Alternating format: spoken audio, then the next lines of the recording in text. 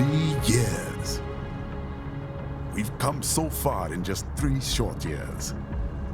The sign of a strong leader, sir. No. The will of a strong people.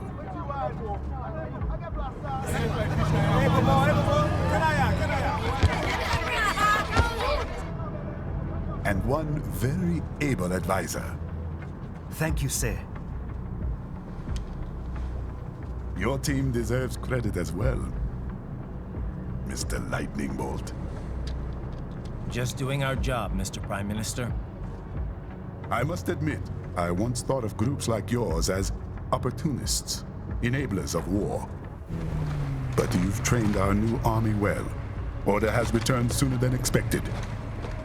Perhaps I was wrong about these private military companies. We prefer private security providers, sir. Most of Maverick's contracts do focus on security. Yes, well, security can mean many things.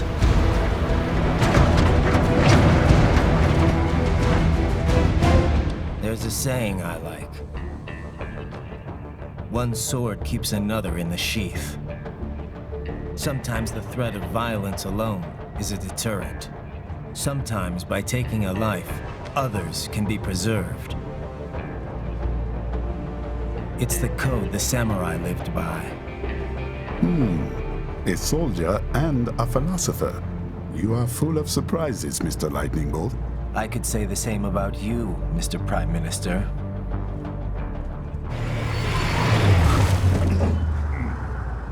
What is happening? Someone's blocking the lead vehicle. Hold on. Clear the road! This is official state business!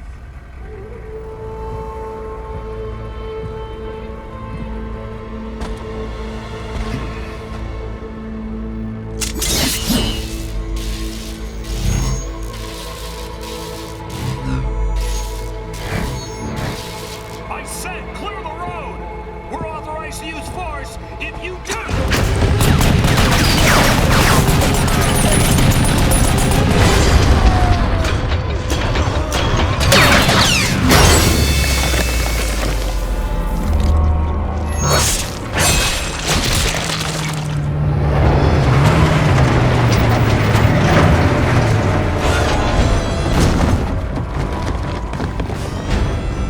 Leopard 1, U-turn. Turning back.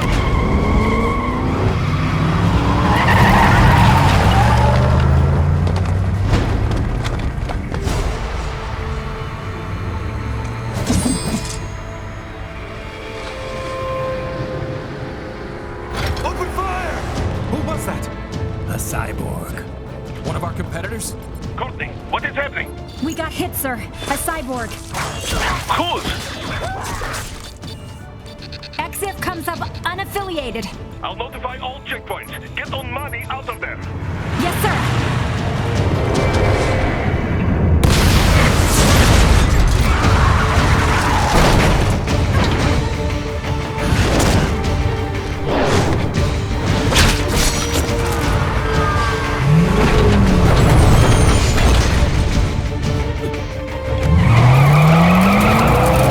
We are going to die.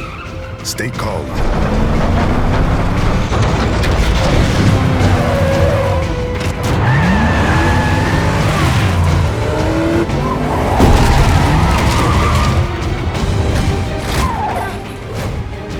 He's got friends on our 12. Raiden, I'm on it. Guard the Prime Minister.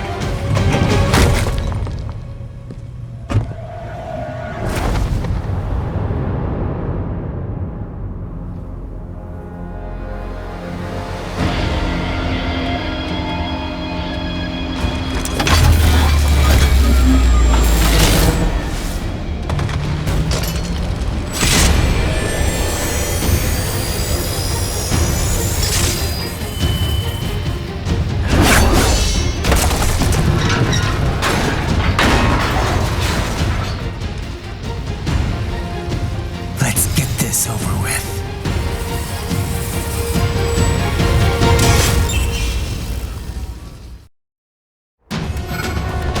take out those hostiles.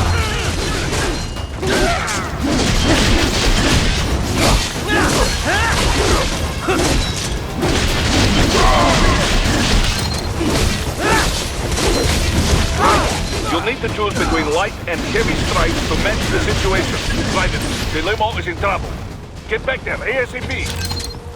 I'll add the limo to your solid down radar.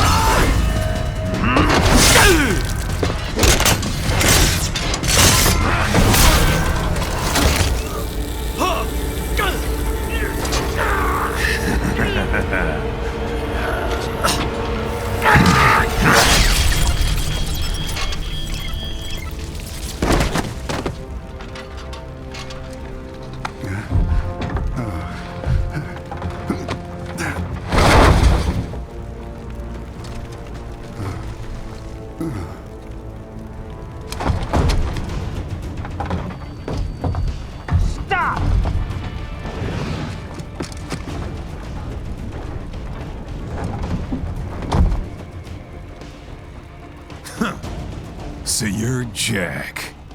What do you want with the Prime Minister? I want him dead.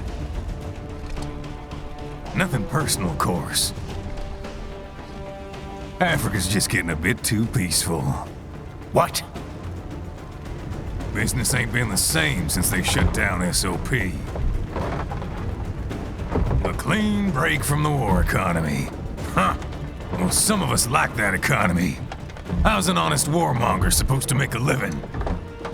This is your answer? Don't do it! Don't worry now. I won't. Not while he's still useful. So long.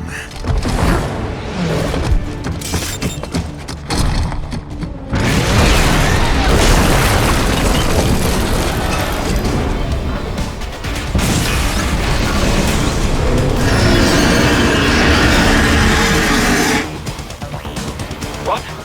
They have a metal here? Here? Right. Take out that UMP and get after it. Catch that missile before it blows!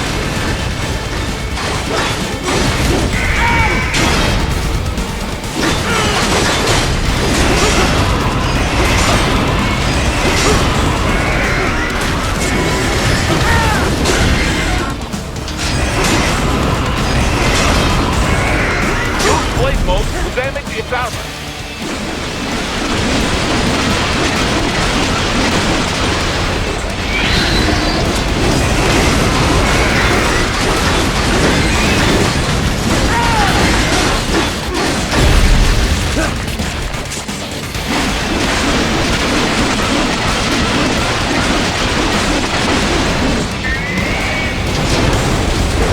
Use your ninja run to deflect those shots. They swapped out the hydraulic cutter for a plasma cannon.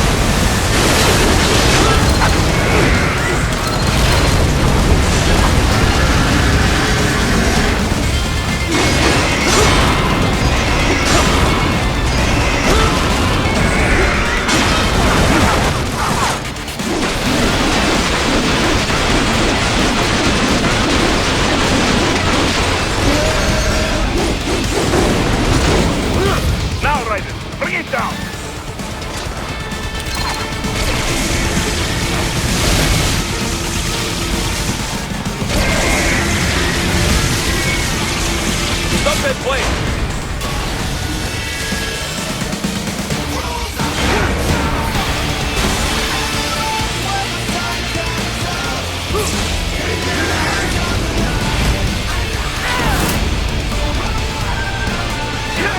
Yes! Wave it wide open!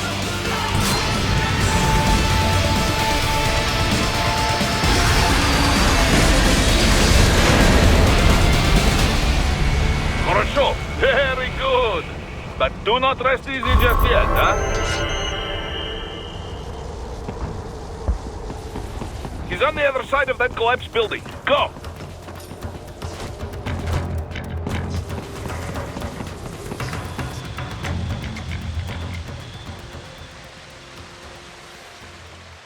There! Get him!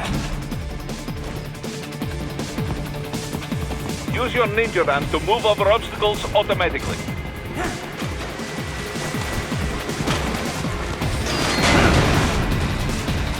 Do not let him out of your sight. You must catch him.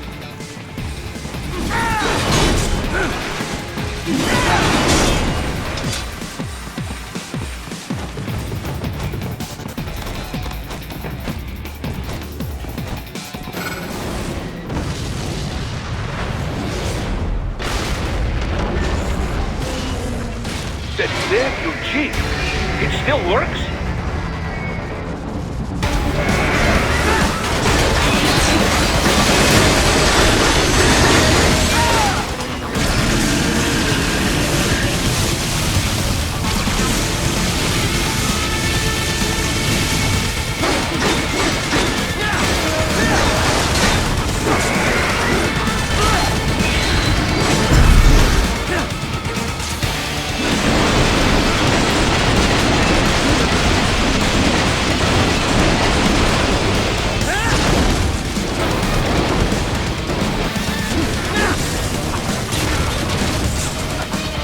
Use blade mode to take down those heavy missiles.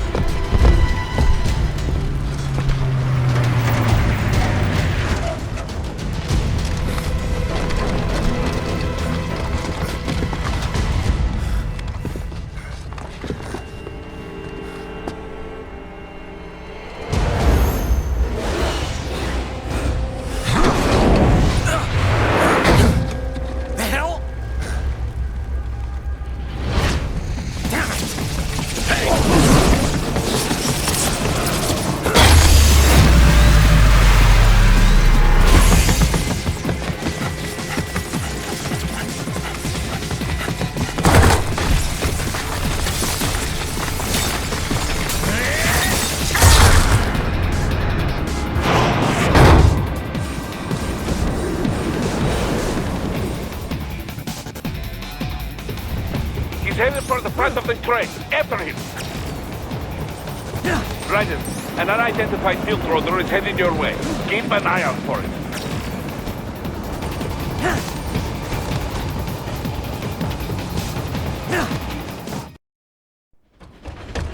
Prime Minister!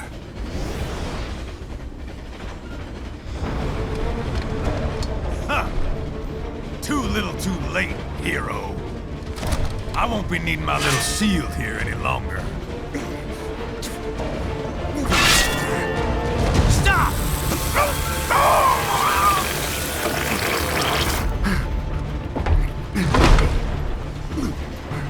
What about all the good things war has done for us? Why don't we ever hear speeches about that? Jobs, technology, a common purpose? Raiden, forget me. Stop him. You ain't listening.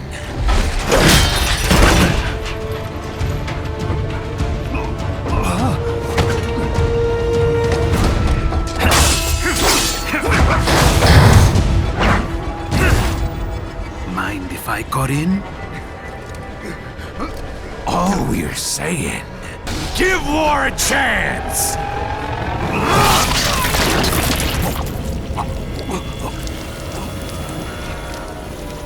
No!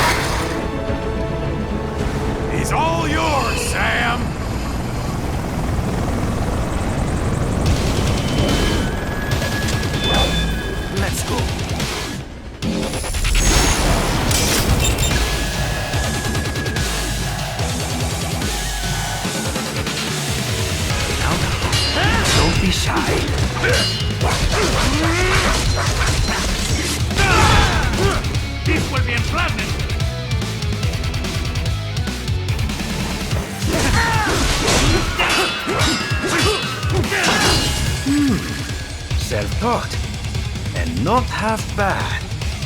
Still.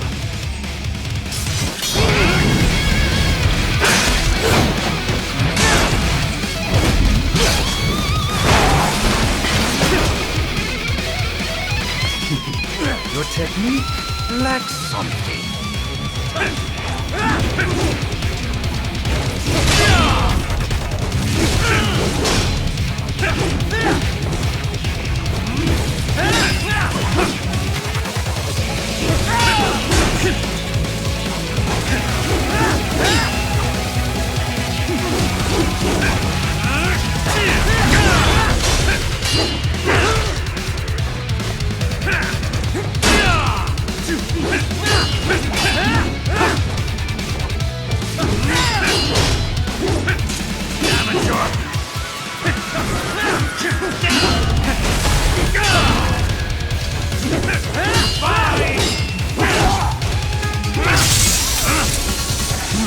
Now I see. You deny your weapon its purpose.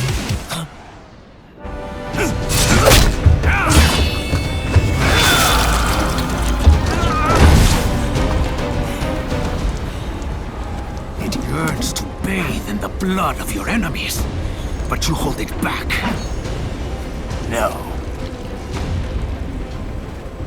My sword is a tool of justice.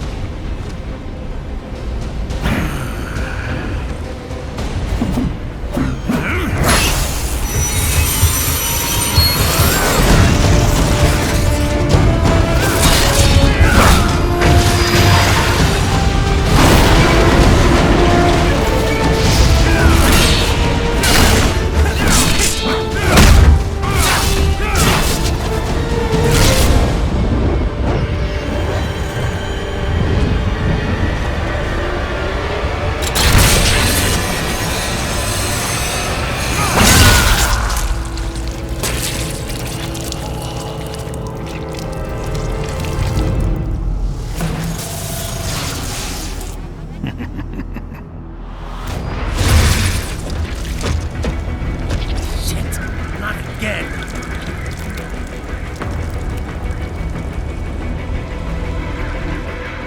Raiden, are you all right? You're almost clear of the tunnel. Just hang on.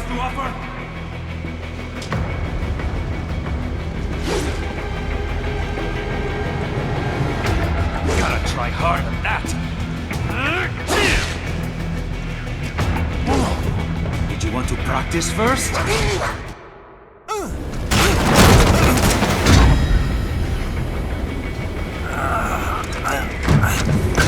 This is what happens when you bring a tool to a sword fight. It's over.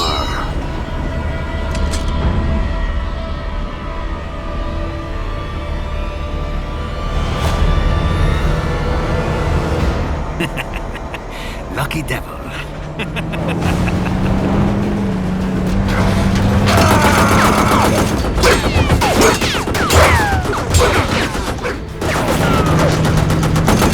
Get you waiting, huh?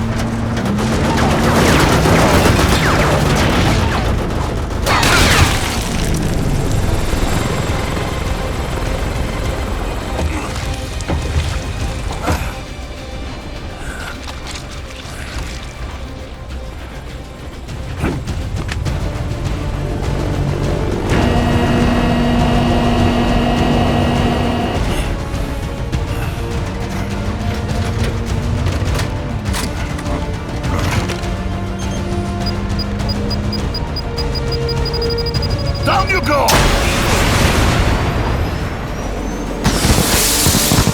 Flash!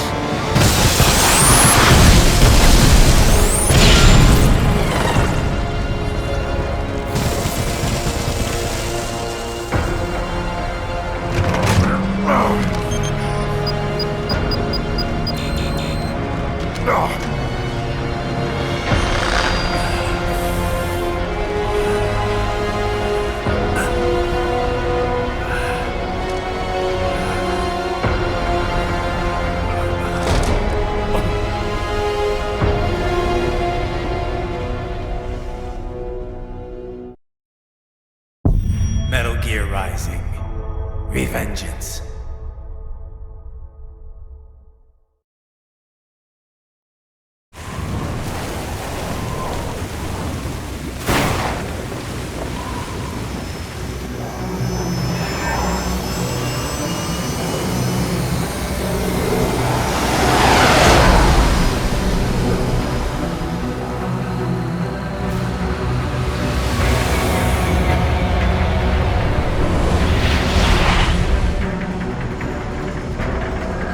How is it, Raiden? So far, so good. I've got a clean visual. A direct feed to your optic nerve. Yes, I should hope so, huh? I mean, how does it feel? To fly like a bird? Like a bird strapped to a remote control rocket. We will get you in safely, Tovarich. Just relax and enjoy the ride. Right. Can you hear me, Raiden? Doctor. Remember the two procedures to maintain your new body. 1.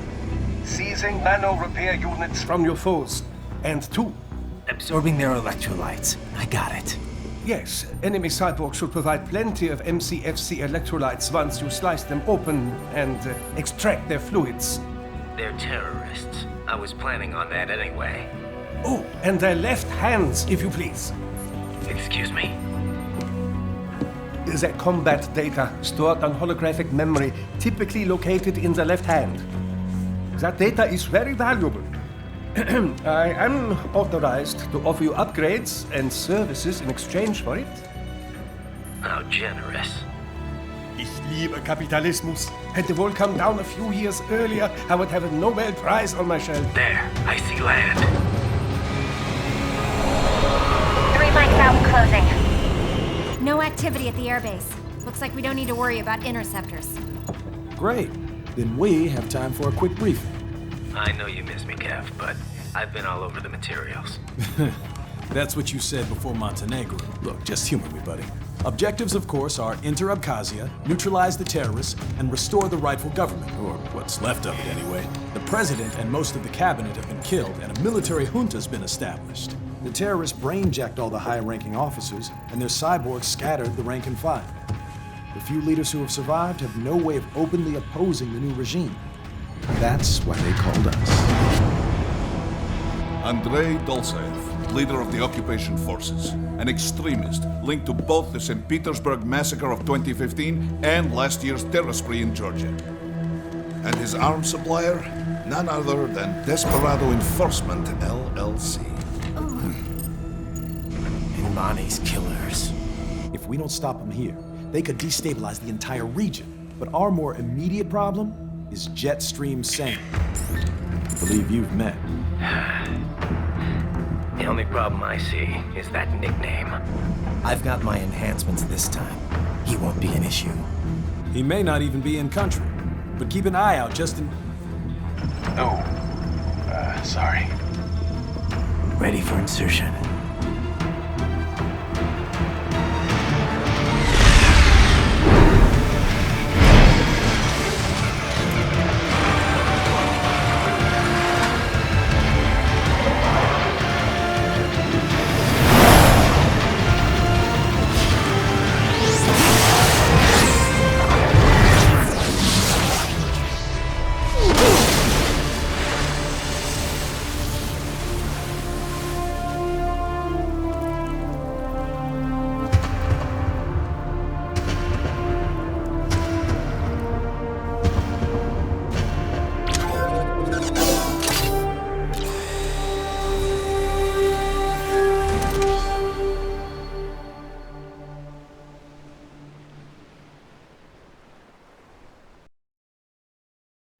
Raiden, you landed safely, da?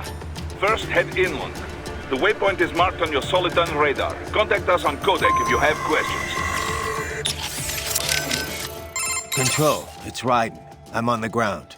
Copy, Raiden. Glad to hear it. Entering on foot was the right move. That craft isn't equipped with stealth camo. Or octo camo, obviously, since that would be useless in midair.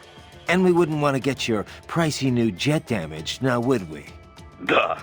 The MQ-133C was not cheap, Tovarich. Now, keep alert. According to intel, you could find significant cyborg deployment here.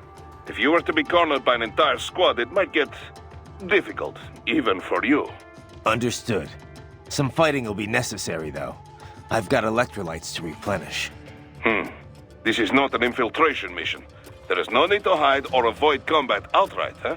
Just do not get reckless. Stay safe, and stay focused on your mission. Looks like a war zone out here. The palace cleared out quick when Dolzaev's men showed up. The streets got pretty hot after that. We're definitely gonna see a few civilian casualties here. Luckily, it looks like most of them got out of the city before things got bad. They've basically got control of the entire town, and are using the refinery as their HQ. And that's why we're hitting the plant. Keep in mind, those cyborgs are contractors. For most of these guys, this is just a job. In theory, once you eliminate their commanding officer, they should scatter pretty quickly. How we doing, Courtney? You're looking good on our end. GPS and audio-visual feed coming in fine. Energy consumption? Check. Damage levels? Check. Blood pressure, brain waves, blood sugar? Check, check, check. All this monitoring equipment, I got a better view than if I was standing right next to you. Anyway, I'll be saving all your data automatically anytime something important happens in the field. But contact me anytime you want a manual save. Copy that. Good to hear that hasn't changed with this new body. Yep, the basic system's exactly the same. So, did you want to save? Roger that. Let me know if you change your mind. Copy. And glad to hear you're okay after Africa. That ambush was no joke. Tell me about it. 3 armored vehicles should have been plenty for that job. And it would have been against any typical guerrilla force. I keep asking myself, where would an anti-Imani faction get the cash to hire cyborgs? It just doesn't add up. Maybe there's some intel I missed. A lead I should have followed up on. Maybe if I reacted faster, or coordinated better. I don't know. You can't think that way, Courtney. Not in this business. You did everything you could. Put it behind you and move on. You're right. Thanks. Raiden, shall we review the capabilities of your new body? Copy that. Go ahead, Doc. As we discussed, you've been outfitted with two revolutionary new abilities. Fuel electrolyte absorption and self-repair from C's nanopaste. Precisely. First, electrolyte absorption. This is simplicity itself. As your HF blade is linked directly to your fuel cells, simply cut into any source of electrolytes. Say, a hostile cyborg made up of CNT muscle fiber. And your fuel cells will recharge on their own. Rather elegant, wouldn't you say? I would indeed. It's been great so far. But the repair process is a bit more involved. A bit more messy, you might say. Most military cyborg models store a cache of biotic self-repair nanopaste in their lower abdomen. So I need to slice them open and use Zandatsu to extract it. Cut and take, in other words. Correct. Once extracted, you need only to crush this unit in your hand to absorb the repairing agent inside. Keep in mind, it is extremely delicate. If the unit should hit the ground, some paste will surely leak out. It will still repair your body, but less so than if you can retrieve it directly before your foe falls over. Basically, harvest their organs before their body can even hit the ground. Rather gruesome, I realize. But then you Americans enjoy a bit of gore, don't you? I may be a citizen, but I've never really thought of myself as American. Oh? Well, yes, I suppose I could understand that given your history. But what then? Surely you don't identify as a Liberian. I don't identify with anyone. No nation, no ethnic group. I'm my own man. Anyway, I seem to recall those gory torture porn movies were pretty popular in Germany, too. Indeed, indeed. These splatter films are big in Germany, Russia, Japan, everywhere. Well, everywhere except regions afflicted by actual warfare. It all has to do with taming our fears, you know? Huh? The desire to feel fear, to taste death, but from a safe distance. These films allow the viewer to delude themselves into thinking they have overcome their fears. This... Okay, Doc, I got the gist.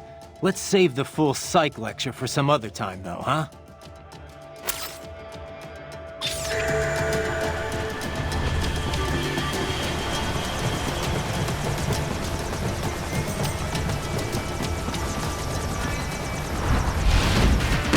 These bastards are using stealth cable to ambush you. Nice try, but it won't do any good against a state-of-the-art cyborg like you, eh? To parry incoming hits, throw out your own barrage of light attacks while your foe is on the offensive. Bullseye! Get off!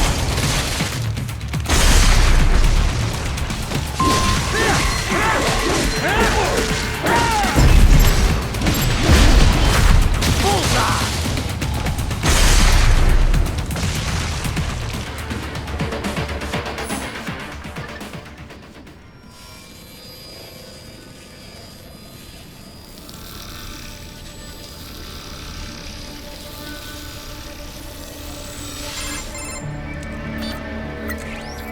Had your fill? With this body, I could take these guys with no eyes. Intel wasn't exaggerating on the cyborg count. Well, you know how fast the tech's been spreading these last few years. That CNT muscle fiber packs the power of a jackhammer into every limb. What enterprising soldier of fortune could resist? And cyborgs are still human. Real thinking people. Way less risk of collateral damage than your typical UAV strike. And don't forget the PR angle. Nations start playing Frankenstein with their troops, and the public goes nuts. PMCs, on the other hand, are off the ethical radar. Yeah, they still don't even count PMCs in official death tolls. With SOP out of the picture, private militaries needed a new edge on the market. We got it. In a way, cyborgs are just SOP troops By another name. Only all muscled up and less predictable. But it makes you wonder, where'd Desperado find these guys? I'm not complaining. They're like walking vending machines. Right. Vending machines full of blood. Easy there, Dracula. Like I said, they're still people. People who terrorize and take innocent lives for money. They sowed their fate when they took this job. I'm just the Reaper. Damn. It's a bit cold, Raiden. Even for you. Anyway, His school? Let's get to work. Time to increase the peace. Right.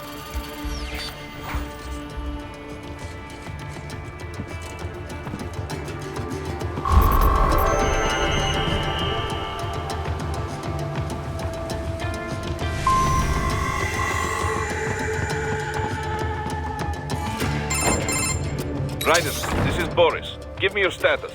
Looks clear. No one in sight. Good. Let's recap the route you will take. As I said, the enemy's HQ is in the refinery along the coastline.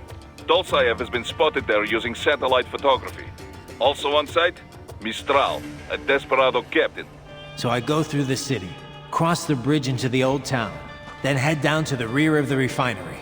Still, I think they anticipate us. They will probably have a grand reception awaiting you at the old city. Do not let your guard down.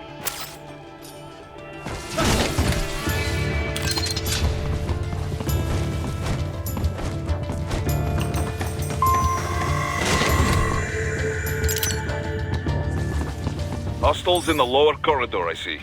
Try to flank them, or approach from behind.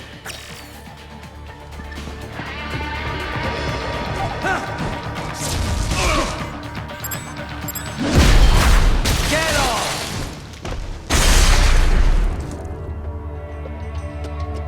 Excellent, Raiden.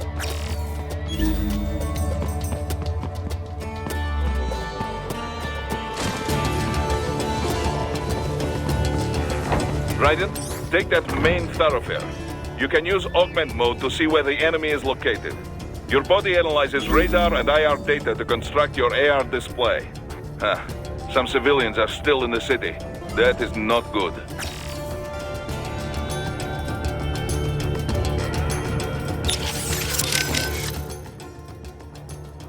You must aid civilians, Raiden. It is not part of mission, but Maverick is still one of the good guys, yeah? That civvy needs your help. Hurry, Raiden. Come on, save him! He's gonna get killed! So these self-repair units in the other cyborgs, they mean they can heal themselves at any time? Indeed. It is typically a slow process, not much faster than a regular human body heals a wound. And you didn't think it was a good idea to give me one of these things? Certainly not. We removed all extraneous options in your case to maximize power and speed, you know. Healing wounds is extraneous? Your ability to absorb the nanopaste agent is far more efficient, Raiden. With it, your wounds heal almost instantly. I know, but... And a standard repair unit, once depleted, is nothing but an empty shell inside you. Dead weight. I get that, Doc, but it also means I need to constantly be grabbing them out of enemies. No, it doesn't. Don't be silly. Simply avoid taking damage and you will be fine. Yeah, simple.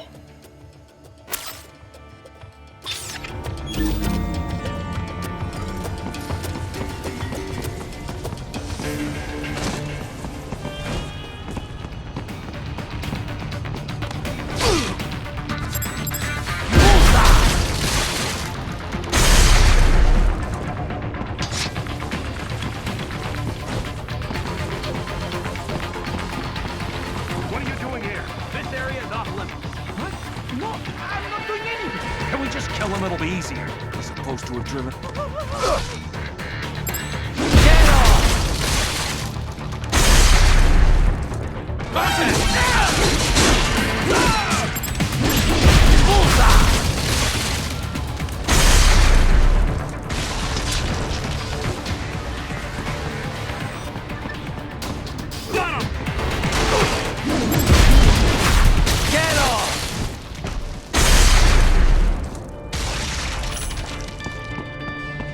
He is scared to death, Raiden.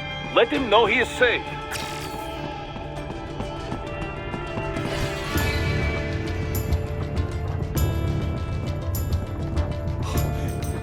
Thank you.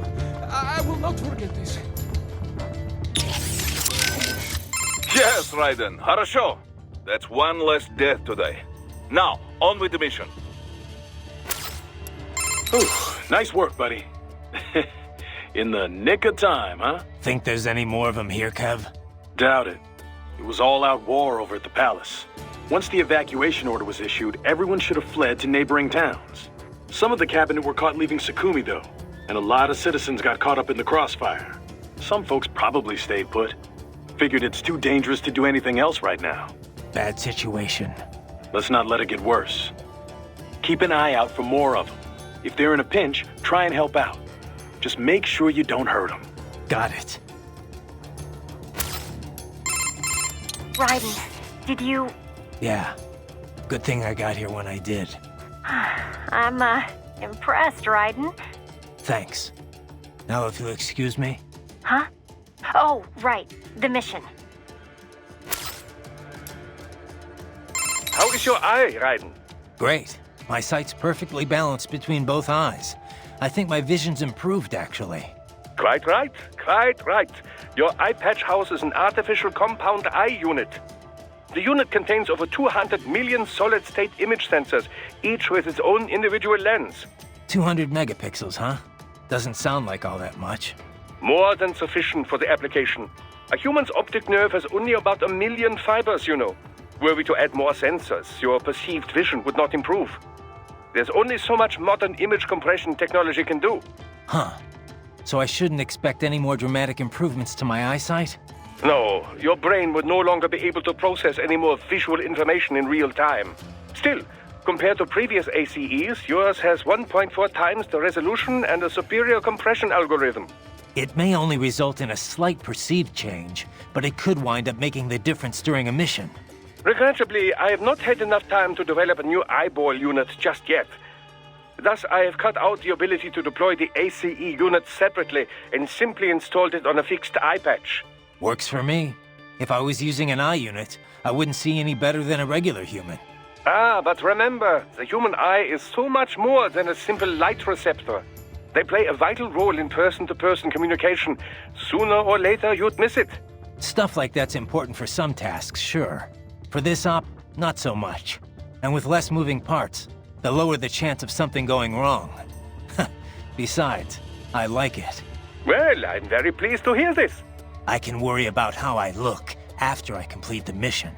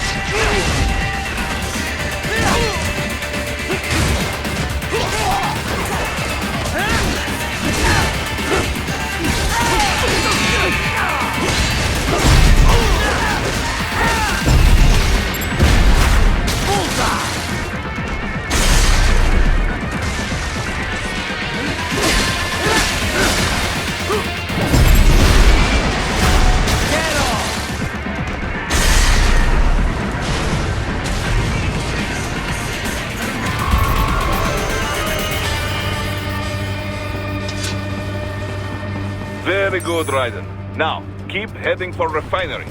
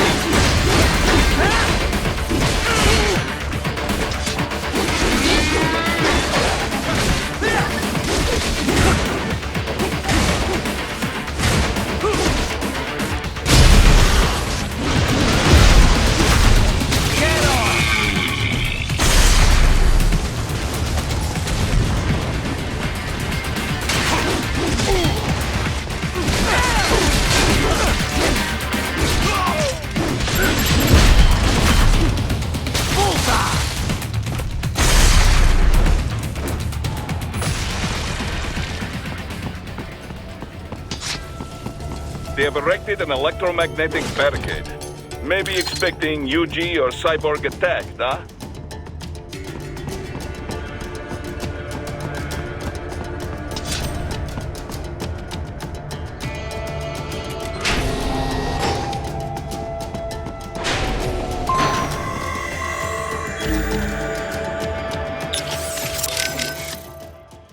The stealth craft made it back to Sochi all right?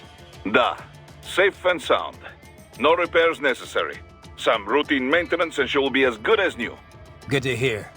I'm guessing that thing doesn't come cheap. Well, an old Soviet army friend gave me discount. He runs a PMC specializing in airborne warfare. An Air Force for hire? That's a new one. Ever since SOP, Mercs started to fill more and more regular combat duties. SOP ended, but the trend did not. Most every modern military relies on PMC support in one way or another. Good news for Maverick, I suppose. Anyway, that's quite the little jet your friend has. I was expecting a lot of turbulence coming in that low, but she was smooth as silk. Didn't feel like I was a bird exactly, but probably the next best thing. The MQ-133C uses a brand new type of active adjustment control system. Sensors on the plane take readings 120 times a second, and to be honest, I don't know how it works. But the crew chief tells me this is what keeps her flying so steady. It is all state-of-the-art technology. There are only 3 of them in the entire world. Even the RQ-133 spy plane she is based on is only 2 years old. It is fitted specially for Cyborg, so maybe demand is a bit low now, but I think that will change soon, eh? It's funny. Its guts are all bleeding edge, but from the outside, it looks almost retro. Until recently, stealth aircraft design was focused on radar-absorbing materials and improving aerodynamics. But lately, engineers are trying to use the shape of the craft to do more than improve gas mileage. Maneuverability is a low priority. This kind of plane is not meant for dogfighting, after all. And we can afford all this? I hate to ask, but will we clear a profit on this op? You need not worry about such things. But yes, we should be fine. Where the proper equipment can make or break a mission, we should have the best. That miss with the anti-air missile last month was a painful reminder of this lesson. Ah, yeah. I see what you mean. Kev, let's go over everything we have on Desperado. Roger that. Let's see here. Desperado Enforcement, LLC. Registered in the U.S., Delaware. Makes sense. The U.S. doesn't regulate PMCs too closely. Looks like almost all of their actual business is handled outside the States, though. Says here their financials are handled by a separate company based in St. Kitts and Nevis. The preferred tax haven of megacorps everywhere. Probably why they incorporated in Delaware in the first place. Loose tax laws. Funneling it all through the Caribbean must help with the money laundering, though. There's still a lot we don't know about them, but they've definitely been starting a lot of fires lately. They're a PMC in name only. What a name it is.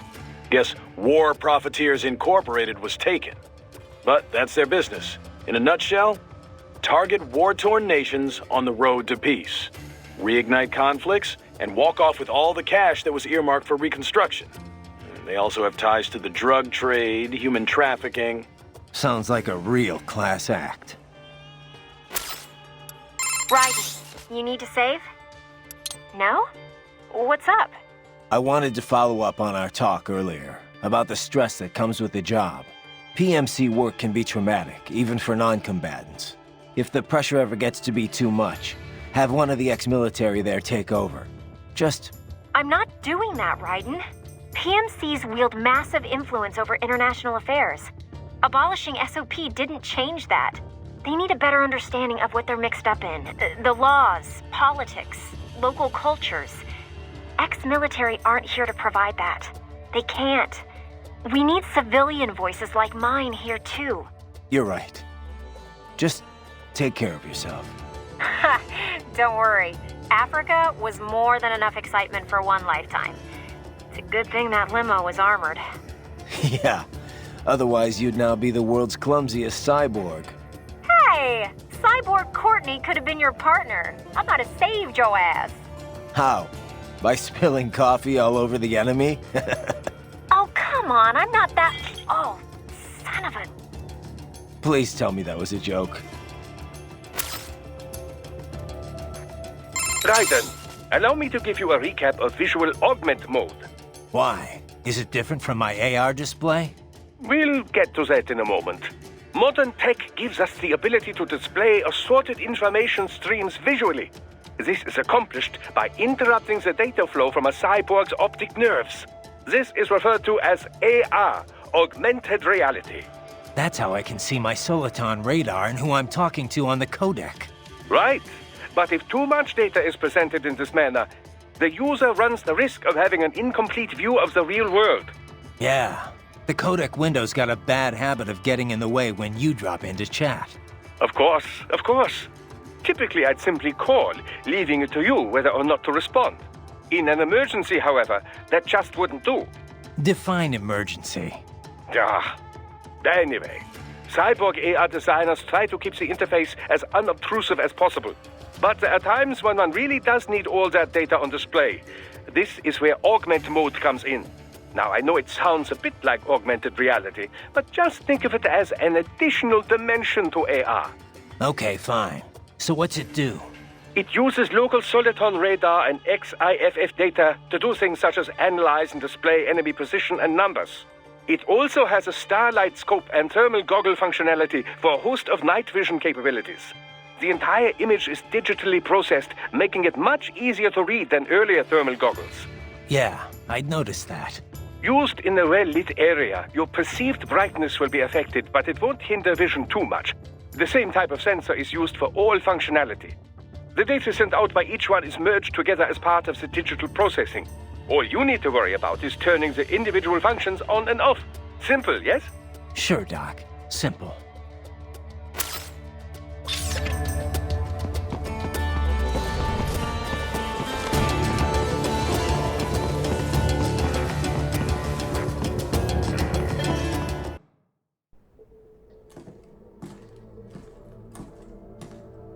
Greetings, cyborg.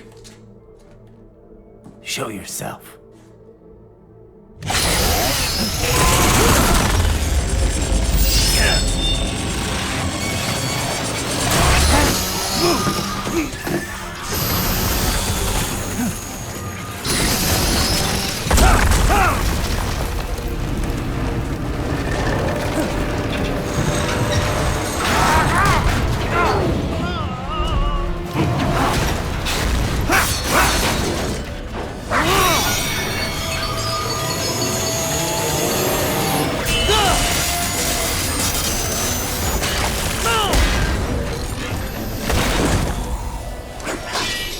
And you are?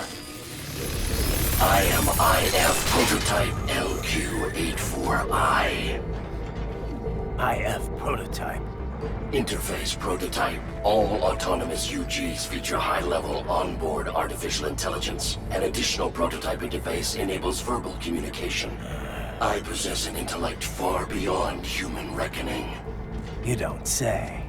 Okay then, what's the meaning of life? Why are we here?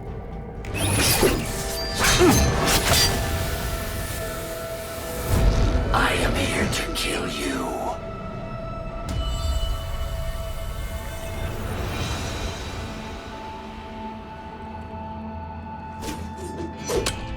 That's it?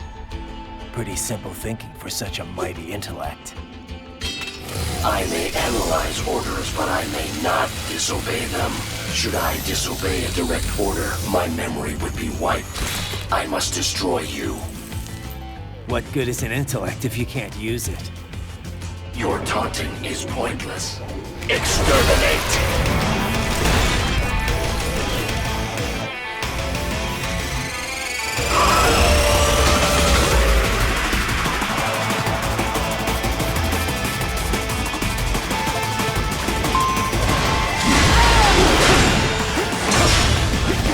Combination complete. I will obliterate your consciousness.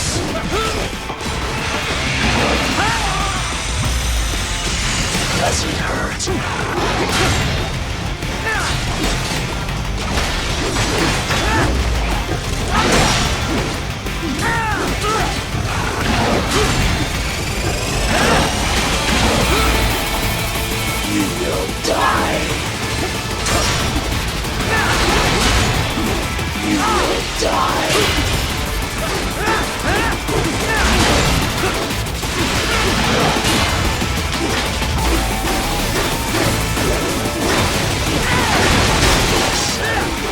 Uses all his tools. Backup required.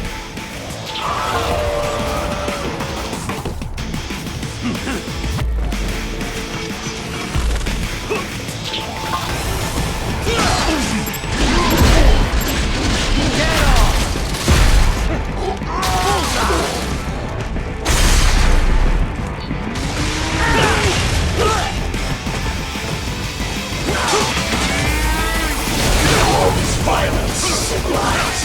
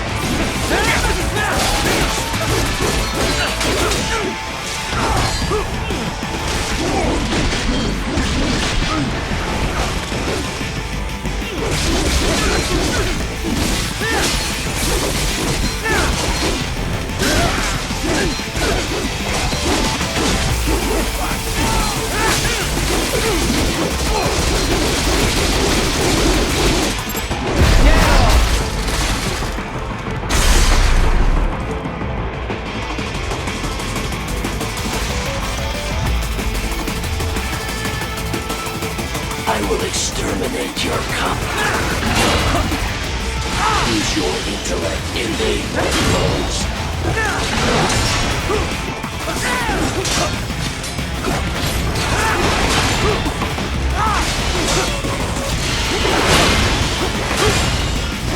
Combination attack.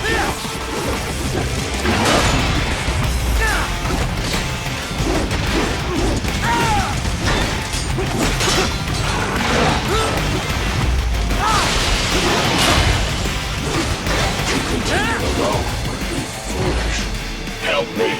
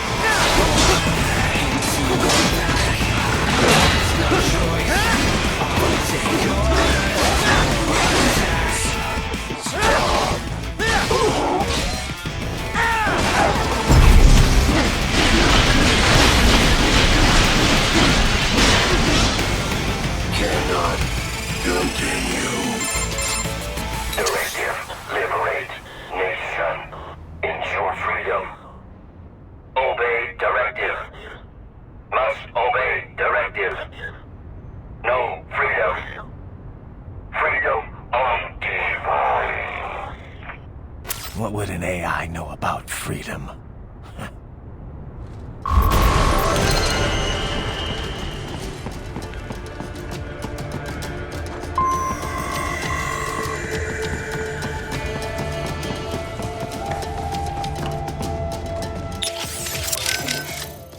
I realize this will not be an easy mission, Raiden. In fact, if it was not for your applied cyborg tech, it would be suicide. After all, you will be taking a fortified enemy position all on your own. This is the first time you've tried anything like this, yes? Well, not exactly. Huh. You don't need advice from Boris, is that it? Well, you will hear it anyway.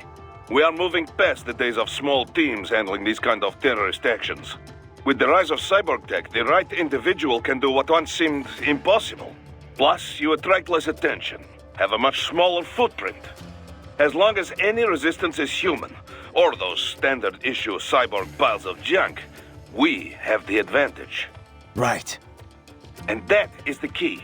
Keeping advantage at all times. We must maintain total combat superiority.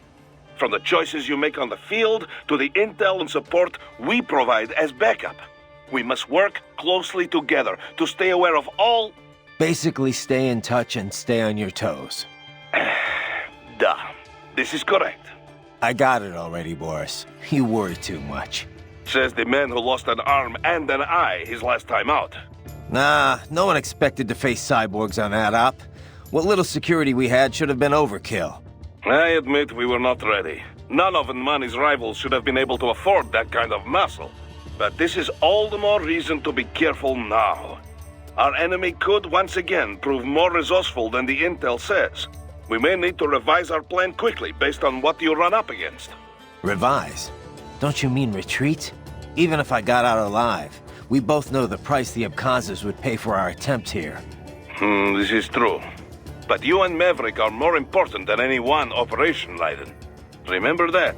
Even if you fail the mission, your safe extraction must remain a priority. Enough about failing the mission. Wasn't this supposed to be a pep talk? You are right, my friend. I'm sure this op seems risky to an old vet like you. But you've seen all the combat sim results. You know I can pull this off. Of course. I leave it in your hands. I can handle this, Boris. Riding out. What was up with that wolf dog UG? Some pretty freaky shit. Hadn't thought too much about it. Really? I keep wondering, why give it intelligence if you're not gonna let it think for itself? Good question. I mean, I guess it makes sense if it improved combat performance. Now that you mention it, it didn't fight like your typical UG. It felt more like I was facing off against a cyborg. Oh. I guess the added smarts make for a tougher opponent after all. That's not what I mean. It wasn't really tougher than your average UG. More like it was, I don't know, hesitant. It didn't follow through on its attacks either. Guess that's why it was still just a prototype. But then why put it out on the front lines? Who knows? Maybe it was the field test. In any case, probably not the result they were hoping for. You know, I almost felt sorry for the little guy. What? That UG? Why? Because it couldn't disobey its orders? Yeah, that, and I don't know, it didn't seem especially interested in fighting you somehow. But was it really thinking on its own? Maybe it was all just an act. Get me to second-guess myself. You could be right. It's just, it didn't seem like just another UG to me. Maybe it's because I'm such a dog lover. That was no cuddly puppy, Courtney. It was a wolf, and a nasty one at that. No, I know. You're right. I didn't mean to sound critical. Whatever it was, it attacked you. You had no other choice. Didn't have much freedom myself, did I? A most fascinating opponent, wouldn't you say? What did you make of it, Doc? Well, everything it said seems feasible enough. It's true all UGs feature high-level AI these days. Given enough time to adapt and learn, a neural AI could certainly become able to comprehend speech. Then, with the right interface, speech and conversation will be possible. But what about it having actual intelligence? John Searle disproved the viability of the Turing test back in 1980. In other words, just because something talks like a person doesn't mean it's really thinking. It could just be following some program designed to make it seem as intelligent as possible. I'm impressed. You seem quite knowledgeable in this field. I had a pretty memorable chat with an AI once, about 10 years ago. After that, I did a little reading. Ah, yes, of course. The Patriot AI. I heard of this. Was it actually intelligent, or just programmed to pretend? I'm still not sure. I suppose it depends on how one defines intelligence. For example, many term chess-playing AIs and such as having sectional intelligence. Some in the field believe that sentience or self-consciousness is a necessary part of the definition. When you ask if this UG had intelligence, I suspect this is more your criteria? Yeah, of course. Then you could ask, how do you define sentience exactly? And on and on and on. Indeed. These terms can indicate a wide variety of meanings depending on one's understanding. Perhaps it is less important to ask if the AI was intelligent or not than to ask how did the AI operate. After all, labels are useful only when they further pursuit of the truth. And that, as you well know, is the goal of all science. Sure, Doc. Thanks. I guess.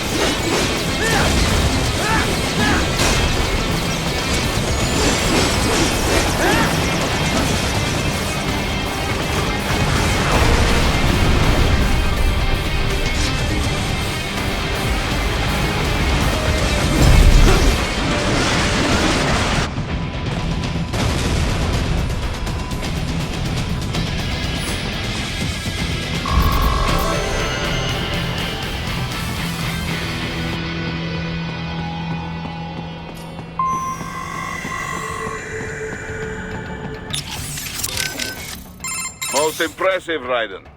Yeah. Gonna have to do a lot more than float around like that to beat me. Indeed, indeed. So, now you are in Sukumi Old Town. Pretty much still the same as after war in 1990s. Looks like it. Make your way through town. You'll need to pass through an abandoned hotel to reach the hill. The hotel is serving as headquarters for cyborg forces patrolling the new city. Sounds like a blast. And why exactly am I walking right into enemy HQ? Well, it's not a stealth mission, eh? Striking them will weaken their entire forces. Besides, we don't want them stabbing you in the back. All right. At least I'll get to top off my electrolytes. This is the spirit. Trust me, it is easier than knocking on refinery front gate. We've confirmed 3 key captains in Desperado. Their code names are all wind-themed. The captain presiding over this coup is called Mistral. Cyborg? Yep. All 3 have got custom-made bodies. Collectively, they're known as the Winds of Destruction. The what? They all have action figures too? You're one to talk, Mr. Lightning Bolt. Who told you? Courtney. Now that sounds like an action figure. I didn't choose it, trust me. Yeah, well, to be honest, I doubt the Winds of Destruction picked their names either. Different cultures use language differently. Even ones with a decent command of English. As you can attest, Mr. LB. Sorry, man, but I have to ask. Where did Mr. Lightning Bolt come from anyway? Ugh, seriously? All right. Well, I told you where I got Raiden from, right? World War II, the Japanese had a plane called Raiden. The Allies named it Jack. Yeah, I remember. And my real name's Jack. So yeah, they codenamed me Raiden. They being the Patriots. Mm-hmm. Never really suited me. But it's better than... Jack just reminds me too much of the past. I hear you. Someone once told me, you can find your own name and your own future. After that, I dropped Jack for good. Right. And this lightning bolt business? Well, the Rai part of Raiden means thunder, and Den is electric. So Raiden is basically lightning bolt. Mm-hmm. Anyway, I was explaining that to Inmani, and he just busted out laughing. So he called you that as a joke? He was basically just giving you shit. Yeah, he actually had a pretty good sense of humor. He was one of the most charismatic men I'd ever met. I don't know much about politics, but being around him, you could just tell he was a natural leader. Such a goddamn shame. Mm-hmm. I won't let it happen again. Desperado ends here. Comic book villains and all. Yeah. We're counting on you, Mr. Lightning Bolt. Ugh. No? Got something else for me? Yeah, you mentioned SOP before. How much do you know about it? The Sons of the Patriot system? Same stuff as anyone else in the industry, probably. Basically, a nanomachine software combo for controlling contractors. Used to be required for all PMCs. Soldiers couldn't fire unless their ID matched their weapon and they had clearance. From their commanding officers. And the rules of engagement, I mean. It had some mental effects as well. Moderating pain, enhancing concentration, that sort of thing. The idea was SOP would minimize arms smuggling and civilian casualties. A kinder, gentler war. An oxymoron, any way you look at it. Civilian deaths did drop, though. Because soldiers in the system could coordinate in real time, share info. Between that and the ID weapon locks, a lot of people felt better about employing privatized military. The irony is, the system was developed based on criticisms of PMC ops, mostly American interventions. SOP propaganda said it would put limits on the war market. What it really did was shift market share over to the PMCs. Civilian deaths went down, but total casualties just kept on climbing. More than ever, war was big business. And business was booming. Until SOP got hacked. Suddenly, everyone realized how dangerous it was to have a single system controlling entire PMCs. That was the beginning of the end for SOP. Public opinion on privatizing war did a 180.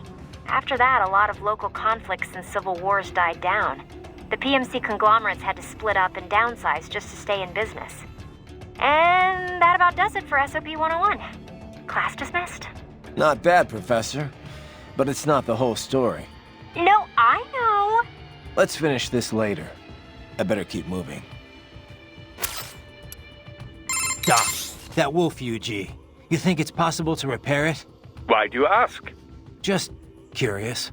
Well, normal brain tissue degrades starting approximately 3 minutes after the heart stops. With neural AI, however, the spin of the internal electrons is retained even after electric power is cut. Assuming there is no damage to the actual AI hardware itself, yes, repairs should be possible.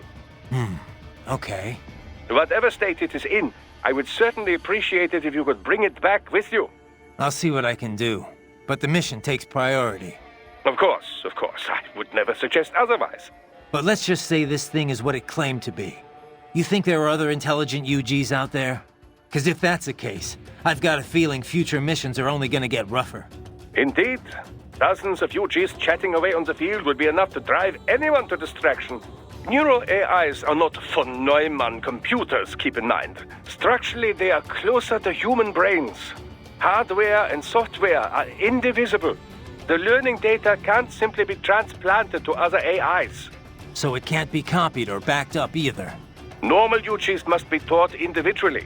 This entails streaming provisional, audiovisual, and body sensor data until it's ready to be shipped out. This process can be sped up by increasing and improving processing speed. But I have no data on how long it would take to train such an AI how to converse.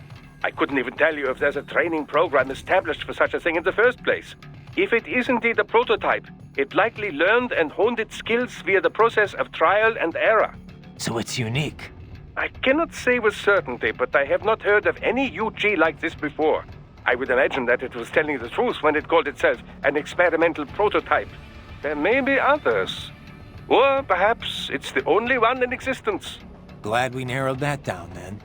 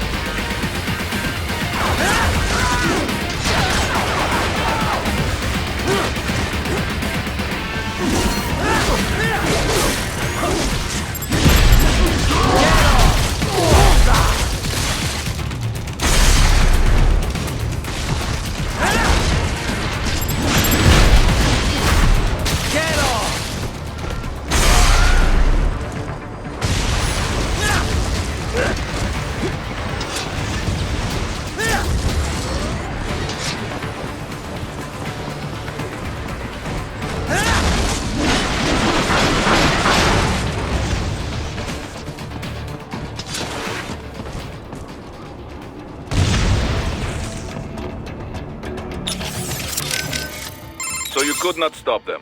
Well, so be it. Perhaps you've got enough to worry about. Right. That sucks. I know it's not part of our mission, but I don't like seeing innocent civilians die for no reason. Yeah. Did they... Life signs are nil. Guess I was too late. Copy that. Back to the mission, I guess.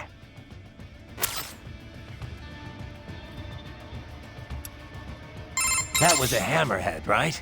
I know it's the first canard rotor wingcraft to go into general use. Mm-hmm. capable of taking off vertically like a helicopter with a fixed wing mode for speedy flight. A jet nozzle on the rotor provides the propulsion that spins the rotor and keeps the craft hovering. During flights, the rotor is fixed, becoming the craft's main wing. The tail wings and canards, the wings on the far front, provide lift while the craft is changing modes. Pretty wild. And the Hammerhead's the only one out there. The design began as DARPA-funded research. The craft they designed could take off and hover well enough, but they could never figure out how to handle going over to fixed wing. The project was cancelled in 2006, but AT Corps apparently picked up where they left off. Sounds like a troubled development. But worth the effort. Unlike a helicopter or tilt rotor, the machinery spinning the rotor is exceedingly simple.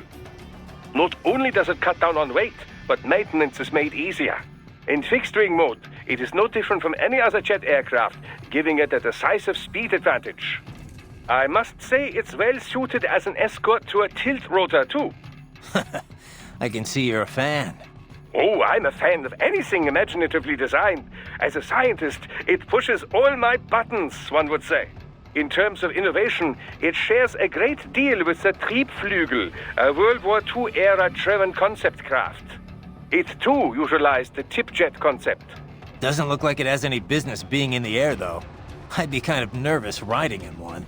Oh, but that's just what would make the ride such fun, no? I'm a firm believer in the case for more pie-in-the-sky experimentation like this. We live in an age of UGs, after all. We don't even need test pilots. No one's gonna get on if it crashes, Doc.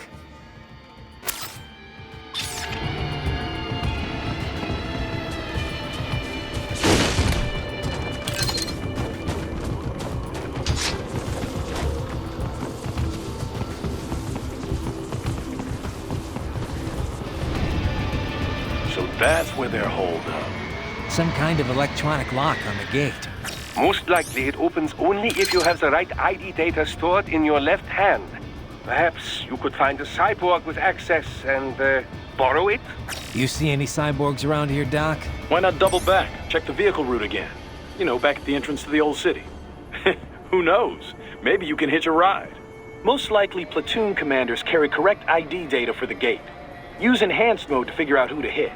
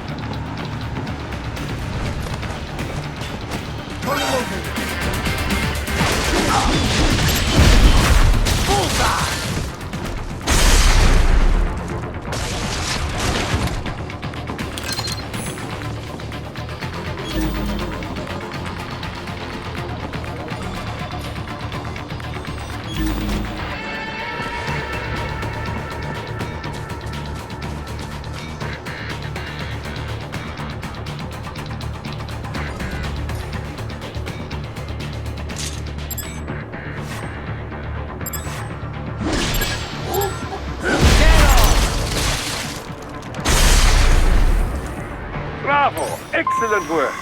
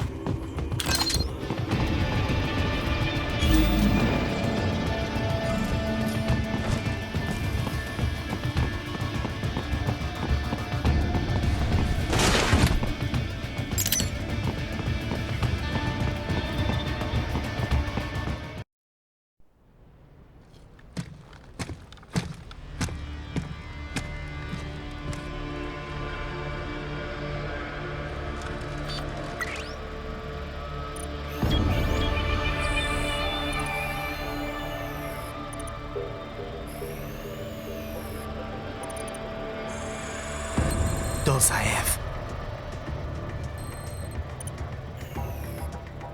That woman.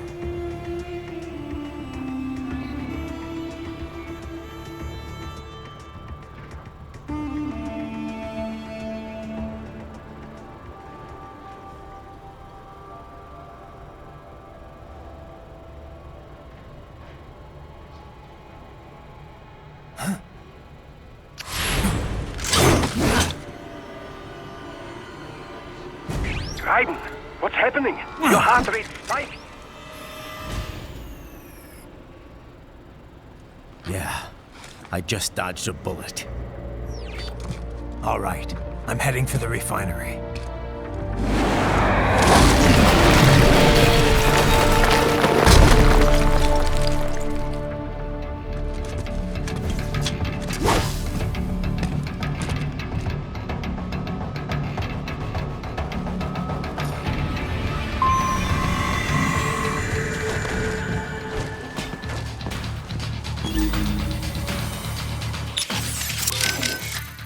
Boris, I got a visual on Dolzaev and Mistral. Looked like they were arguing over something. Mistral's heading up the force at the refinery, correct? We're sure on that? Yes, but I'm not sure how good a commander she is. As a fighter, talented, yes, I know, but... Well, neither one looked very happy. Maybe she'll withdraw. Oh, I doubt that. She may not like him, but she will follow her orders. She is just the leader on the ground here, I think. Someone else is calling the shots behind cover. All right. But what's the end game here? Say I die and we can't stop them. Then what? Are they even capable of forming a real government? Do they think the people here would support Dolzaev? Good questions, Tovarich. History shows it is a much easier thing to take a government than to keep it. An unpopular regime can only ignore the will of the people for so long before they rise up. And trying to do all this with PMC soldiers? Difficult. And very, very expensive. Someone else must be bankrolling this for their own reasons. Someone with very deep pockets. Who stands to benefit the most from all this? Most likely someone with an interest in that refinery. The plant has pipelines connecting with Sochi in Russia and Supsa in Georgia. Crude oil from the Caspian Sea is refined in Sukhumi and then sent on to Russia. Oil. I wonder if Dolzaev knows he's being used. Then again, I wonder if he'd even care. You get all that, Kev? The woman with Dolzaev. That's Mistral? Yep, the only female member of the Winds of Destruction. The name is from a cold, dry regional wind in France that blows from the Alps down to the Mediterranean. She French? Yep. Born in Algeria, though. It was a French colony until they declared independence in the early 60s. Haha, but you already knew that. Yeah. They were the last French colony in Africa. You know your history. Plenty of French colonial families still live there. Pied Noir, they're called. I've heard the term. The main character in that Camus novel, The Stranger, was one. You also find a lot of Algerians who've immigrated to France, although they put a stop to that a while ago. Yeah. A lot of European countries seem to be clamping down on immigration lately. Mistral joined the Foreign Legion to get her citizenship. A woman legionnaire? And not the first. There was one that served in the North Africa campaign during World War II. Anyway, Mistral's been doing PMC work ever since her Legion discharge. We're not sure why she went cyborg. She's officially leading the force at the refinery, but she is also a combatant. I don't have anything on her combat style, but do not underestimate her. The Winds of Destruction are trained killers, all of them. They didn't let her in because of her looks. I don't need a reminder. I won't let my guard down. Yeah, but, speaking of her looks, she's got, well, I mean, a couple of, huge... Look, just don't get distracted, okay? Sounds like you should take your own advice there, Kev. Raiden, you need to save? Did you catch all that, with Dolzaev and Mistral? Yeah, I was monitoring the whole time. Dolzaev's not really what I expected. I've seen his file, plenty of photos, but I guess I expected someone more, I don't know, threatening? Didn't seem too friendly to me. No, I mean, you hear terrorist, you think of some cold, calculating professional. Dolzaev looks more like some guy off the street. Cold, calculating professional types don't usually bother with terrorism. It's too risky. Most terrorists are ordinary people, radicalized one way or another. Yeah, I guess so. Of course, that doesn't make what they do any easier to forgive. What about Miss Traal? What'd you think? Well, she's certainly attractive. Probably an artificial face, though. I'm guessing most of her is artificial. Roger that. Raiden, the Mistral woman. Is she truly a full-body cyborg? That's what the intel says, at least. Why? You noticed something? Indeed. Two somethings, in fact. Based on their movements, her chest region did not appear to be artificial. You can tell that just from what I saw? Indeed. After some detailed image analysis, I am 80% certain that is her own natural torso. If it is indeed a cyborg chassis, it is the most advanced I've ever seen. Such technology would not come cheap. It would mean whoever is backing Desperado is likely quite wealthy. Probably so. As far as Miss Traal goes, it really doesn't matter to me. Natural, synthetic, man, woman, an enemy is an enemy. Ah, are you not even the least bit curious?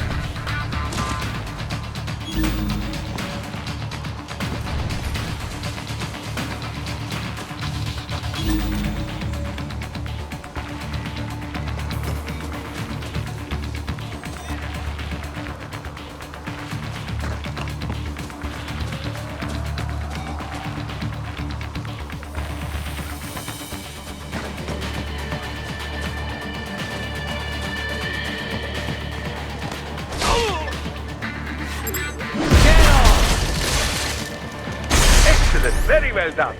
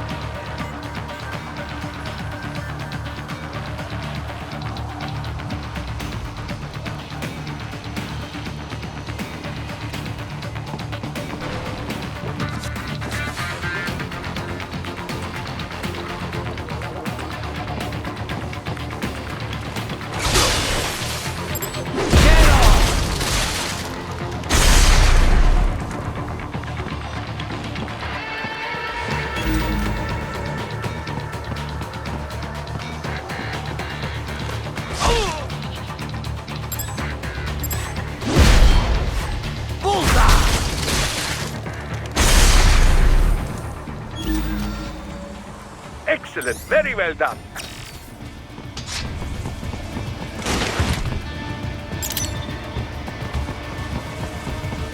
We intercepted call for backup during your last fight. The caller's position is on your Soliton radar. You can engage if you wish. It is your choice.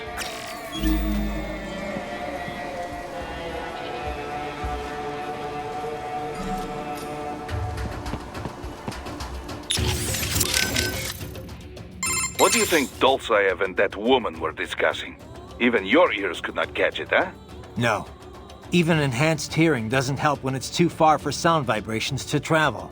A pity they were outdoors. We could have deployed laser surveillance unit if they were inside, near window. Yeah, maybe if conditions were perfect. I'd have to be lined up just right to get the beam directly in front of the glass. And there's the problem of noise, too. Duh, true enough. Anyway, not much point talking about it now. Better I just head over there and wrap this up. Of course, of course. I only wonder because I have no idea what Dolzaev is thinking. The more intel we have, the better. Relax, Boris. Once I take out Mistral, the rest will be easy. Let us hope so. So, Kev, what exactly goes on here anyway? I mean, obviously refining oil, but what all's involved with that? How careful do I need to be? Skip that week in science class, huh? All right, how much do you know already? Just the basics. They take crude and refine it into gas and stuff. Other usable fuels, right? Well, yeah, and stuff. Kerosene, liquefied petroleum gas, naphtha, jet fuel. Naphtha? The raw material for ethylene, which is then the raw material for polyethylene and other plastics. Crude oil's used for a lot more than just fuel, you know. These days, it's the core component of just about every chemical product. Okay. Crude contains a lot of molecular hydrocarbons and impurities. The refinery distills and extracts these hydrocarbons at their different boiling points. Once the impurities are removed, what's left can be used to make gasoline and so on. Right. So, pretty much exactly what I said in the first place. Oh, well, if you know all this already, I guess we're done here. I could use a bit more detail on... All right, cool then. Kevin out.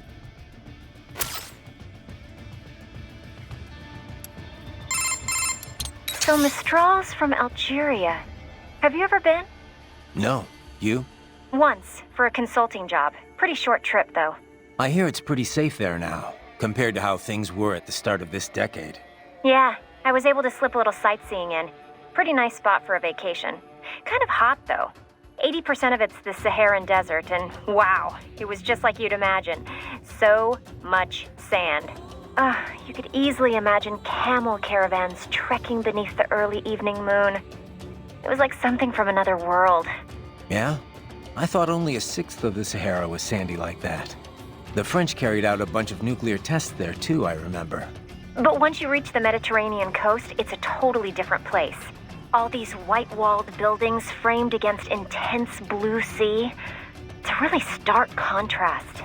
Were you in Algiers? I know that the capital looks a lot like that. Yep. The local cuisine's totally French-influenced. I'll never forget this one lunch near my hotel.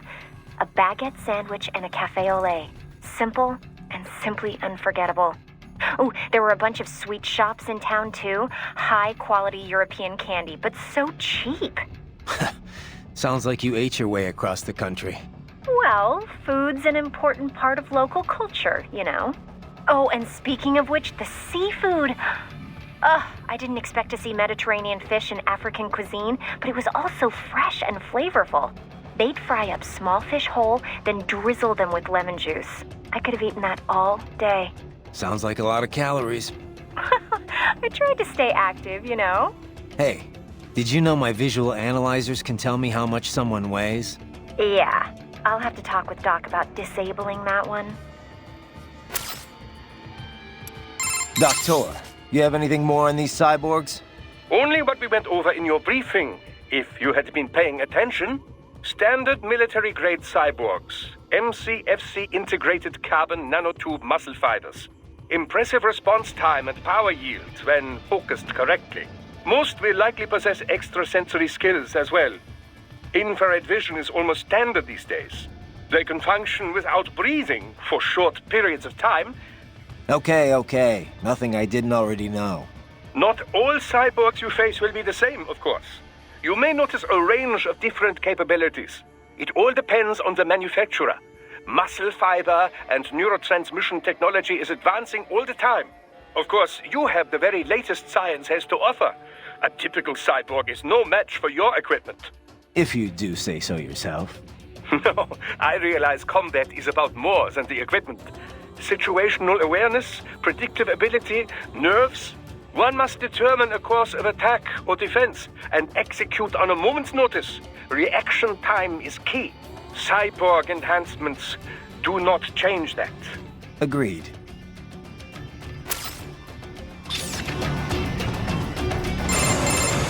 Right. The cliff is just ahead at the end of the old city. Beyond that is the refinery's backyard. So what? It's a sheer drop? The refinery's not connected to the city at all? No, it was only built 2 years ago. There should be a narrow path around there that leads to the plant. It is protected by a fence, but probably you can cut your way through. Probably. Don't get cocky. Most likely it is Desperado running security down there.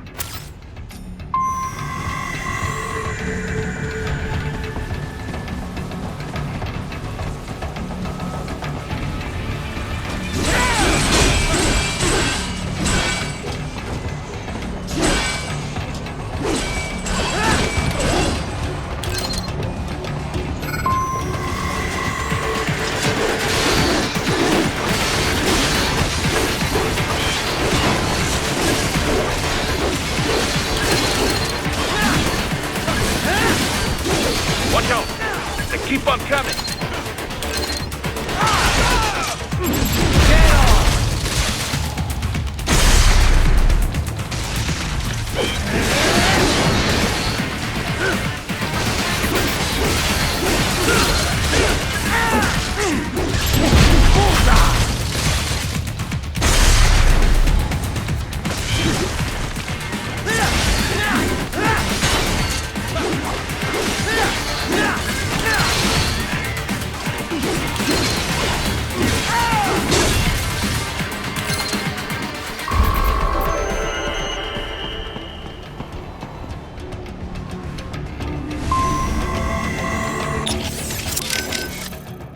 Good. That's the back of the refinery. I see a door there, but it probably has an alarm. Can you use the ventilation duct? You mean that huge fan? Just cut off the blades as it spins. Easy, yes? Hey, so, Kev, buddy, about the refinery. Can I get a quick breakdown of the facilities? Copy that. I suppose you should at least know a few basics for the mission. So, like I was saying, the refining process is based around distillation. The tallest building on site is the distillation tower. All the crude oil runs through there first, where it's distilled at different boiling ranges. Lighter components with low boiling points are removed at the top of the tower, heavier ones at the base. The heaviest fuel oil then has the lighter oils and naphtha that distillation didn't remove taken out. Fluid catalytic cracking is what they call it. Other than that, let's see. There's equipment to remove sulfur, a cooling tower to dispose of all the water used. Oh, and the flare stack to eliminate gas waste. You see that thing with flames shooting out the top? That's the stack. It's burning the gas off? Yeah, burns it up completely, rendering it harmless. Kinda hypnotic if you stare at it a while, huh? Next door you have a power plant. It's pretty typical for this type of facility. And of course, the gas tanks.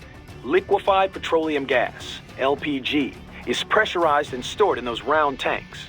It's also artificial, but it's got a certain charm, you know? Like the ultimate in utilitarian beauty.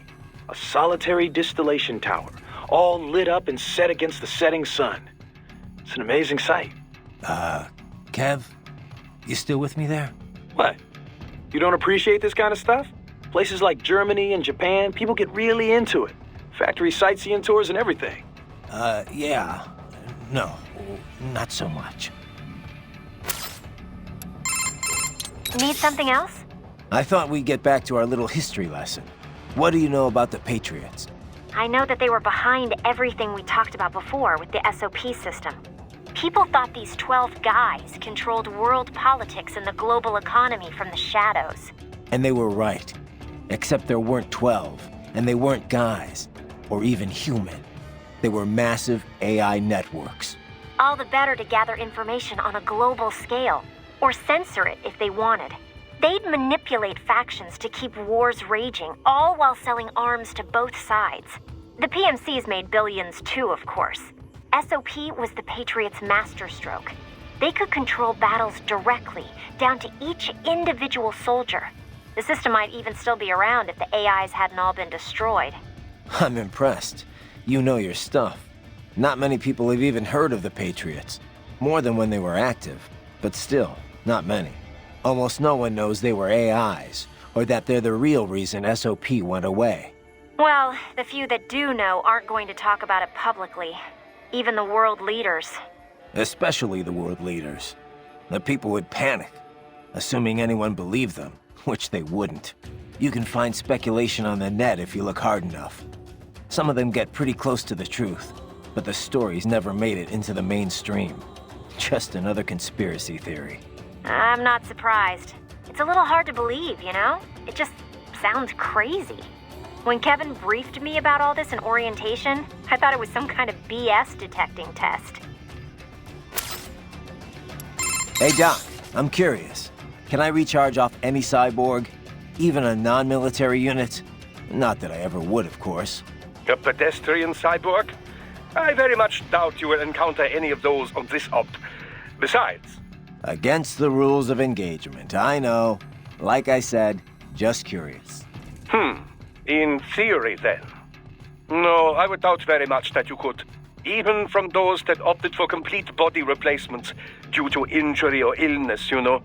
Though I have heard of some very wealthy clients who wanted to fight the effects of aging. Doctor? Ah, yes, your question. No, extracting MCFCs from pedestrian cyborgs is unlikely. Most non-military enhancements use polymer muscle fiber that is a generation behind yours. Carbon nanotube would be a bit much for anyone who wished to lead a normal life, you know. And polymer systems can be powered by rechargeable electric batteries.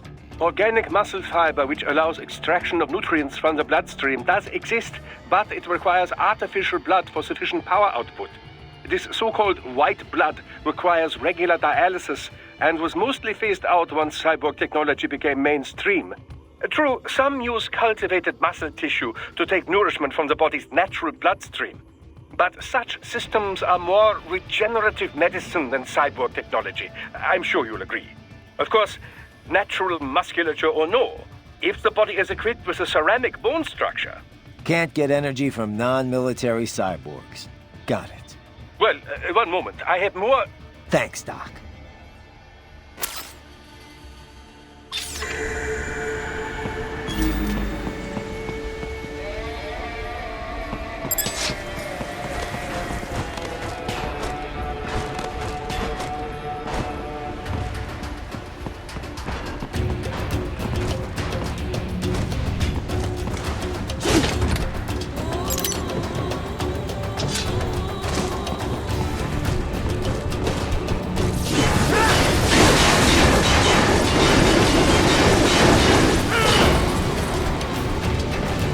Dolzaev and his team must be in here. Find him.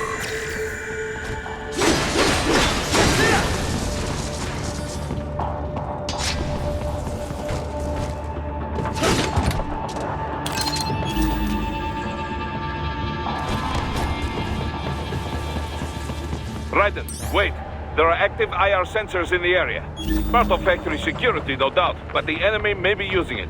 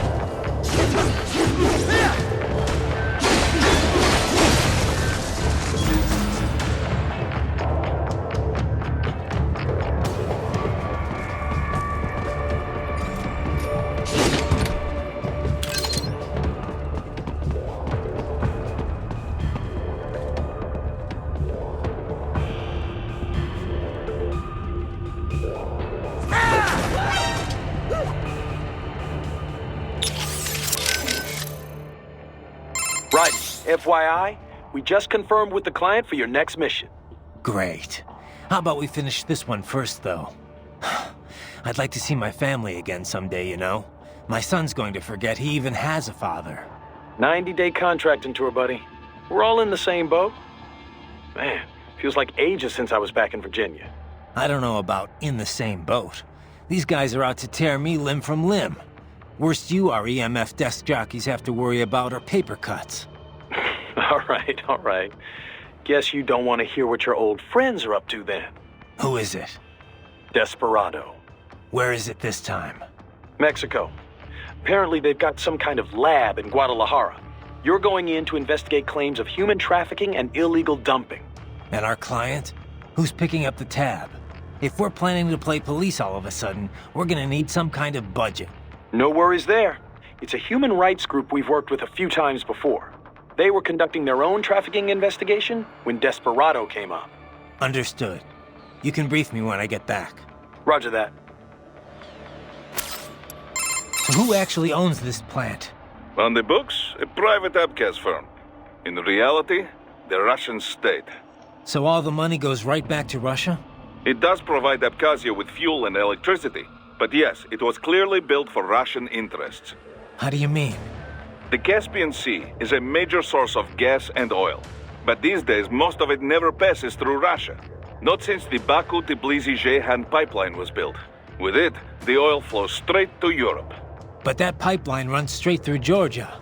Why did the Georgian government allow it? Money, of course, and power. Having a major pipeline run through your land brings plenty of both. The South Ossetia War taught Georgia they could not always rely on the West for support. They began working more with their neighbors in the region to build their own power base. So Georgia stands to gain from this coup? It would seem this way. Any scenario that ends with the refinery no longer under Russian control is good for Georgia. Even if they do not retake Abkhazia outright, they benefit if new regime is more friendly to Georgia. Perhaps this is Dolzaev's idea, to attract Abkhaz political leaders with a pro-Georgia agenda. And that's why Georgia isn't taking action? I very much doubt Georgian government would be involved in anything so obvious and so reckless. There must be someone else behind all this. And Dolzaev's just playing along? Why would he? Revenge, Tovarich. Anything to hurt Russia. Perhaps money as well, who knows? Yeah, the Russians can't be happy about all this. Let me guess. They contacted you through the FSB, right? There were conversations, yes. But it was the Abkhaz government that enlisted us. We only took this mission because we knew it would help the people there. Besides, we cannot leave Desperado unchecked. Not after what happened. Right. I won't let them profit from this mess. And we need to learn who's backing them. And the first step to do this is take back that refinery. So Raiden, who was this that told you to find your own name? Before you stopped going by Jack? The one and only Solid Snake.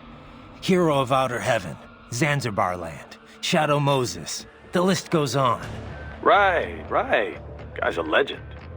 I forgot you knew him so well. Yeah, he saved my ass at Big Shell. Not to mention a few times after that. I've lost count. In terms of pure combat ability, he's one of the greatest soldiers I've ever seen. But it's not only that.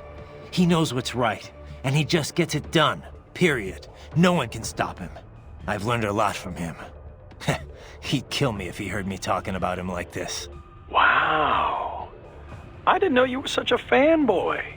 I thought you were gonna start crying there for a sec. Very funny, Kev.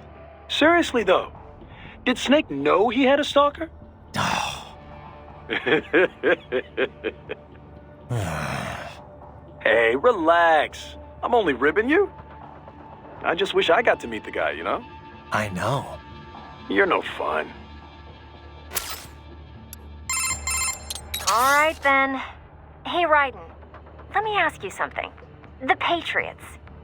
Why would AIs do all of that? I can see why people would want all the money, but AIs? What did they stand to gain from it all? Who knows? Maybe they didn't even know. Optical Neuro AIs aren't your typical PCs.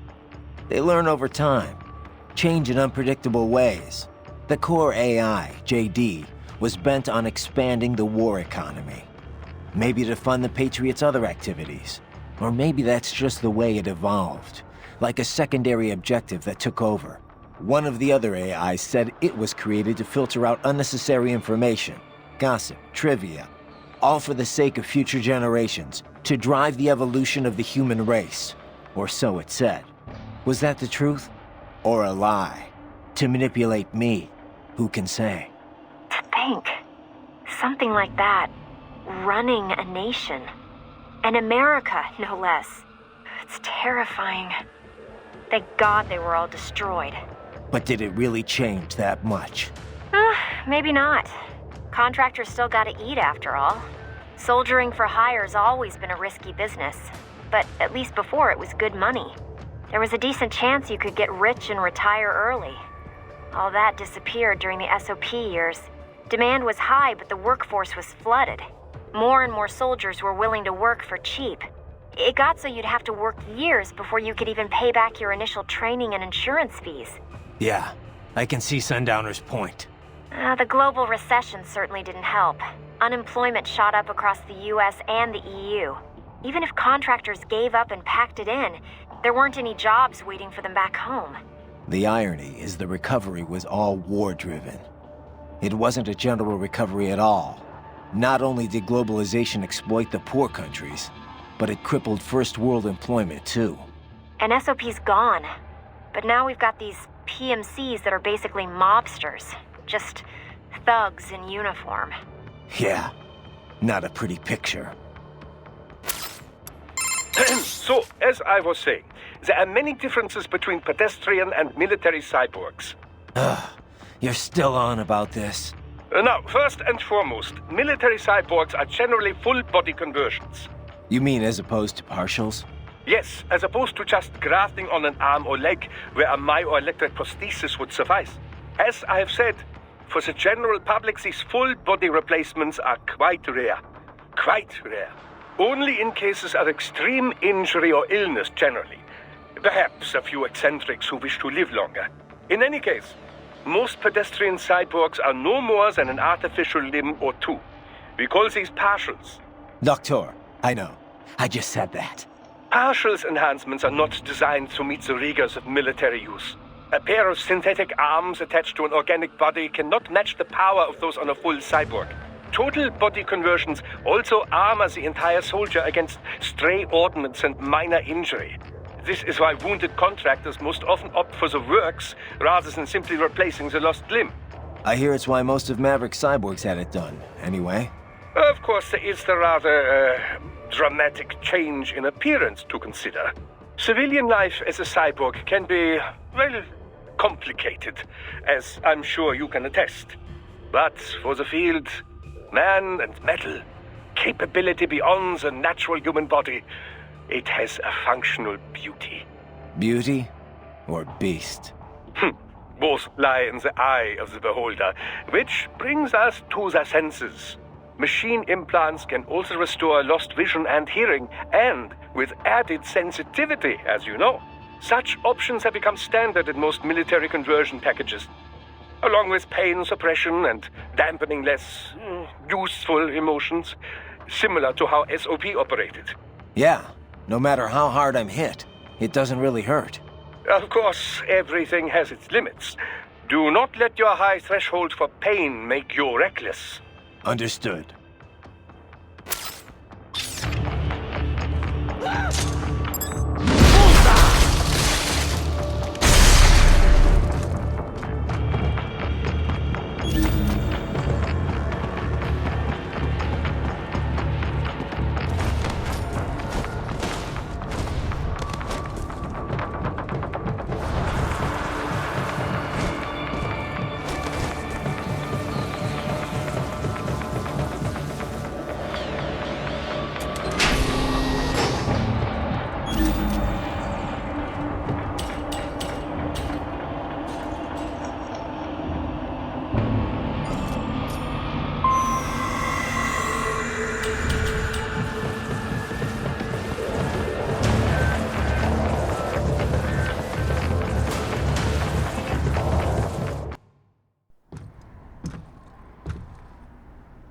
I was wondering when you'd come, Jack the Ripper.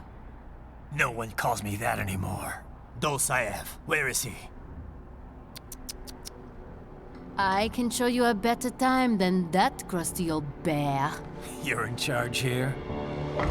I am Mistral, the cold wind of France.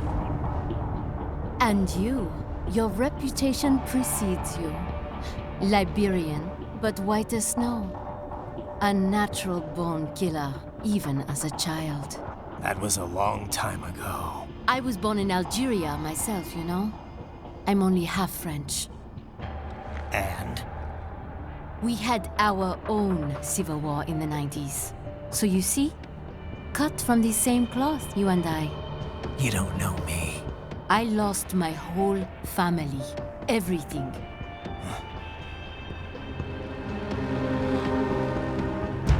But I butchered those fuckers. My family's killers. That's when I realized I am a killer too. And a good one at that. I slaughtered dozens in Iraq, in Afghanistan. I'd found my calling. Proud of that, are you? What happened, happened. To be honest, I found it quite dull. My enemies fell like domino, one after another. Not once did I feel threatened. I was adrift, without challenge, without purpose. At times, I even envied my prey. At least they had a cause to die for. And then, I met him. Who? And I knew what I had been missing. His ideals gave my life meaning. Ideals, Jack. What are yours? I protect the weak.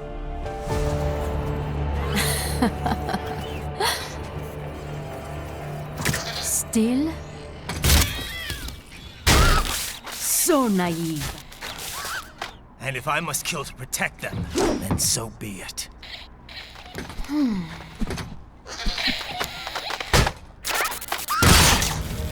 It seems we have less in common than I thought.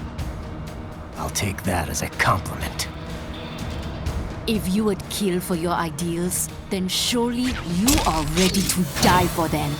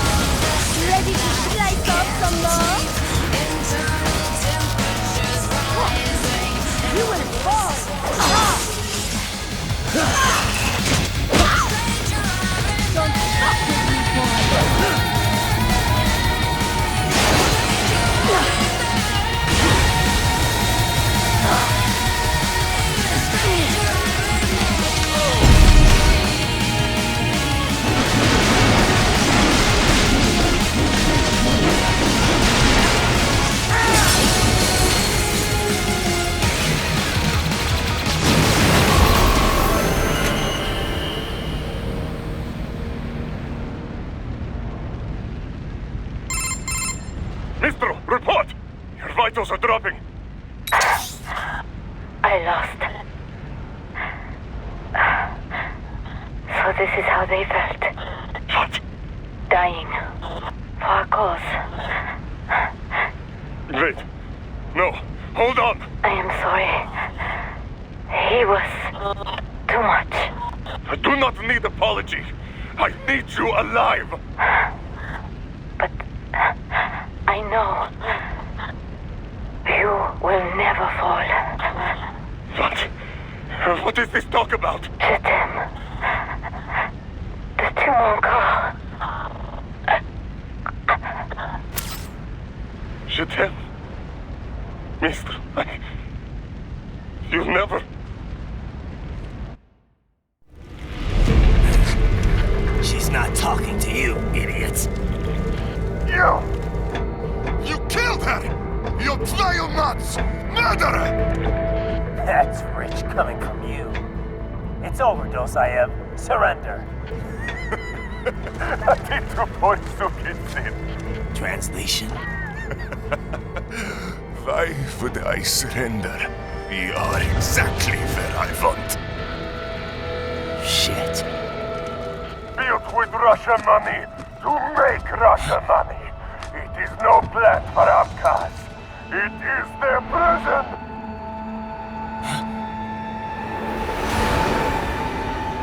But now, they will be free!